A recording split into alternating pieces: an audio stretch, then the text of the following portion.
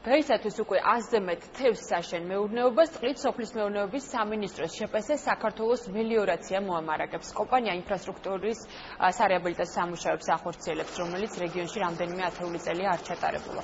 სამუშაოების შედეგად წყალი მიეწოდება არა მხოლოდ სასოფლო-სამეურნეო ნაკვეთებს, არამედ რეგიონში არსებულ თევზსაშენ ტბორებსაც, რომელთაც რაოდენობაც ყოველწლიურად იზრდება. სამინისტროს ინფორმაციით წელს კომპანია კახეთში 1600 ჰექტარზე მეტ თევზსაშენ მეურნეობას აწვდის წყალს.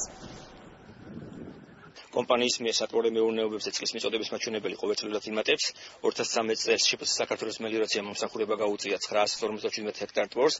დღეის მდგომარეობით რეგიონში წყალი მიეწოდება 1600 ჰექტარზე მეტ სატბორო მეურნეობას. სამწუხაროდ არის შემთხვევები წყლის დაწესების ფაქტებზე, რის შემდეგაც კომპანია იძულებულია დააჯარიმოს ასეთი წყალმომხმარებლები.